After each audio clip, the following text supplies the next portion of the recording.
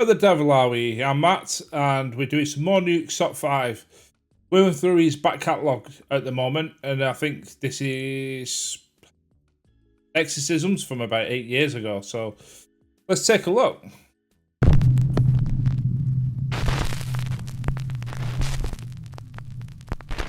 The top 5 real exorcisms. The Tanaku Exorcism. In 2005, Arena Cornichi, a 23-year-old nun, had moved to an isolated hilltop monastery in Romania. Only weeks later, she began regularly giggling during Mass. Some people would do that. The 23-year-old, you should know better. It didn't take long before she descended into utter madness and was diagnosed with schizophrenia. I always wondered, sorry for pausing so soon, but I wonder if a lot of mental illnesses back in the day were misdiagnosed through things like schizophrenia. Doctors say Cornichi believed she heard the devil talking to her, telling her she was sinful. After a 2-week treatment, the hospital released her into the care of the monastery. But again, Cornichi started acting strangely. Father Daniel Corrigianu, the priest of the monastery, and 4 nuns decided to try a different method of curing her: exorcism. I thought they were going to say something like trepanning, which was like drilling holes into people's heads. They bound Cornichi to a cross, gagged her with a towel, and left her in a dank room at the convent for 3 days without food, where she died of suffocation and dehydration. It makes you fucking wondered on it. Back in the day. It's like, you don't need to be a little bit medieval or backwards to know that something is not good. Don't do it. The shocking case was widely publicized throughout the world, following a lengthy trial where the 5 were convicted of murdering Cornichi. Just before his arrest, the 29-year-old priest stated during a Romanian TV interview, "You can't take the devil out of people with pills." No, you can't. You can't take the devil out of dickheads with an idea. Clara Germana Cella. In 1906, Clara Germana Cella was a 16-year-old orphan girl at St. Michael's Mission in Natal, South Africa. The story goes that Clara, who had lost all hope, made a pact with Satan.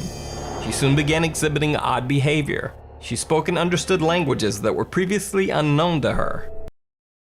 I've seen a few cases like this where some kids had started speaking in foreign languages that they obviously should never know themselves. Or kids that have had near-death experiences and then come back with memories of other people's lives. Really weird stuff. And she demonstrated clairvoyance by revealing strangers' most intimate secrets. According to witnesses, Clara could not touch blessed objects. She also had extraordinary strength, often beating up nuns who tried to restrain her. Allegedly, during several exorcisms, she levitated 5 feet in the air, tried to strangle one of the priests, and cried out like a savage beast before finally the demon was forced out and the girl was healed. Strange, very strange. Anna Ecklund. In 1908, Anna Ecklund was only 14 years old when she... Sorry, I'm pausing it again. Don't you think like old photographs, even though people might smile and stuff, just look weird? Like they belong in a haunted house or something. It's just weird. Just, not the black and whiteness of it, it's just the expressions and things. The way that they sit there sort of looking at the camera. The guy in the middle looks a little bit strange as well. Began showing signs of demonic possession after her caretakers reportedly cursed her by slipping magical herbs into her food. She would speak in tongues and in strange guttural voices. It is said that she would levitate and even cling to the walls of her bedroom. In 1912, Anna Ecklund had her first exorcism performed, which brought relief for a short time. But soon, Anna became possessed again, but this time by multiple demons. In 1928, 3 exorcisms were conducted at a convent in Erling, Iowa, and reportedly Anna was finally cured. In 2016, the story was picked up by director Andrew Jones and transformed into a movie inspired by the true story called The Exorcism of Anna Ecklund. Arne. I think I might have seen that. I think that's a few years old now, that film. I'm sure I've seen it. Cheyenne Johnson. In 1981, the trial of Arne Cheyenne Johnson, also known as the Devil Made Me Do It case, became the first known court case in the United States in which the defense pleaded not guilty by reason of demonic possession. In 1981, 19-year-old Arne Johnson joined his girlfriend at the kennel where she worked with his sister and his girlfriend's cousin. Alan Bono, Johnson's landlord, came to bring the group lunch.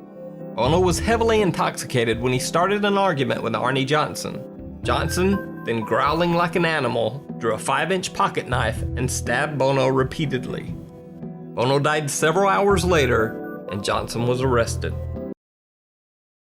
Some people are just not right in the head. The day after the murder, the famous self-described demonologist couple Ed and Lorraine Warren, whom you may know from the Conjuring movies, told police that Johnson was possessed when the... Yeah, bollocks then. If you don't know, right, if you've watched the Conjuring films, you know that Ed and Lorraine Warren were real people, right? A real married couple. Don't assume, because in the Conjuring films, they're really, really nice people, right? Heroes, really nice people. Hollywood actually completely took liabilities with the real story. If you want the truth about Ed and Lorraine Warren, go and watch the Y-Files. They did an episode on the Warrens, and it opened my eyes. It really did. The charlatans, basically. They were charlatans. The crime was committed. You see, Arne Johnson had been present during one of the Warrens' exorcism rituals when the demon that possessed an 11-year-old boy fled the child's body to take up residence within Johnson. That's probably what they told him. But they were talking bollocks. It was only months later that Johnson brutally murdered his landlord. Arne Johnson's defense lawyer argued in court that he was possessed by a demon at the time of the crime, but the judge ruled that such a defense could never be proven. It can't, you're right. Anneliese Michel. The case of Anneliese Michel is one of the most well-known exorcisms of all time, with the Hollywood movie, The Exorcism of Emily Rose, inspired by her story. Born in Germany in 1952, Anneliese was raised by a Catholic family and grew up to be withdrawn and very religious. At only 16 years old, Anneliese experienced epileptic seizures and was diagnosed with temporal lobe epilepsy. I think I've seen this. I think I remember seeing this film. Following a deep depression, the young girl was sent to a psychiatric hospital. It was during her stay that she started hearing voices. The voices would tell her that she was, quote, damned and would rot in hell. Anneliese was prescribed anticonvulsion drugs for continuous seizures and a drug used to treat various psychosis, including schizophrenia, disturbed behavior, and delusions. However, her health did not improve, and Anneliese began to attribute it to demonic possession. Mental health is a real thing, and mental illness is definitely a real thing. Sad. I'm not saying demonic possession is not real. I don't believe in it. I don't prescribe to the old angels and demons thing, if I'm honest. I could be wrong, and one day, maybe, I mean, if it is real, one day I'll find out one way or the other, I suppose. We'll see. At 20 years old, she complained about seeing, quote, devil faces, and became intolerant of sacred places and objects. Convinced that her problems were not medical, Anneliese left the psychiatric hospital and went to San Damiano, a church near Assisi, Italy. Unfortunately, the Catholic girl soon worsened physically and displayed aggression and self-injury. She even began to drink her own urine and eat insects. Convinced that she was possessed, her family appealed for an exorcism. Though the appeal was rejected at first, 2 priests finally got permission from the local bishop in 1975. Anneliese went through 67 exorcism sessions. During the sessions, she refused to eat. Eventually, Anneliese died at her home on July 1st, 1976. That is just absolutely terrible. Terrible.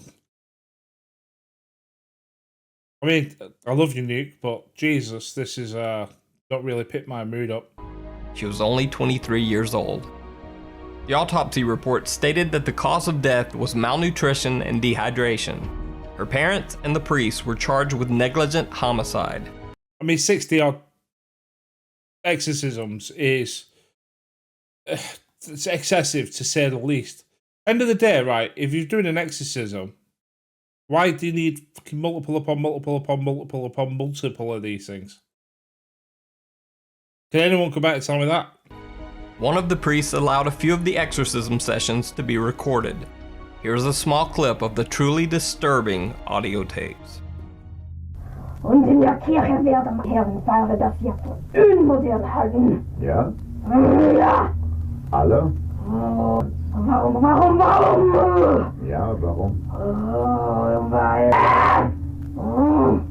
Pick me.